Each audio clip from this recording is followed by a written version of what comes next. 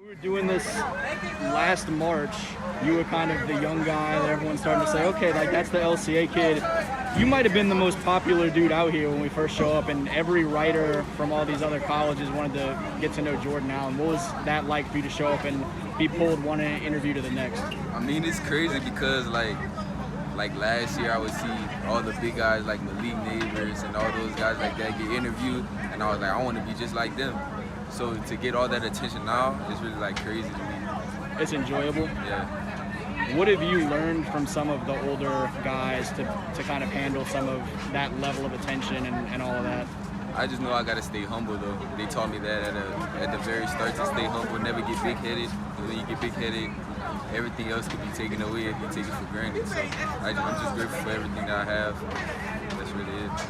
What has this week been like overall? Because there was a point where Power 5 offers were coming faster than we could tweet them, pretty much. You already had a lot of great opportunities in front of you, but to continue to see that sort of recognition for your work and your game and all those things, and to be able to have those conversations with colleges that you're watching play on Saturdays, what has that been like? Man, it's like a dream come true. Like, I really was dreaming about just playing college football. Rather it was D3, D2, D1, I just wanted to play ball.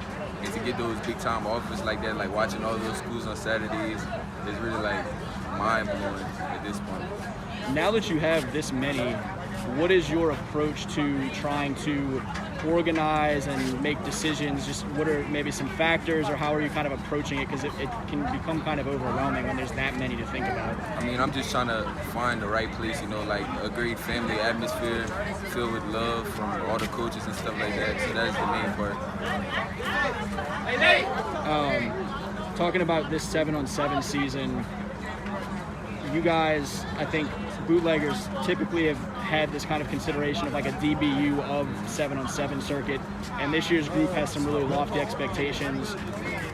What do you think of this group so far through one day, obviously, but knowing these guys a lot of these guys prior to this, and what kind of the potential is, and what makes you feel that confidently about this year's group?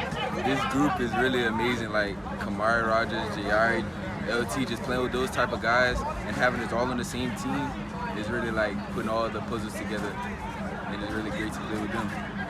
Do you go out there and have that kind of attitude of wanting to prove a Louisiana thing or on a national stage? Like we just want to prove that we're the best, that we produce the best athletes from the boot. That's all.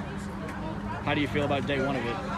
I mean, we did good. We need to get better on a lot of things, but we go shake back tomorrow and bring home this championship.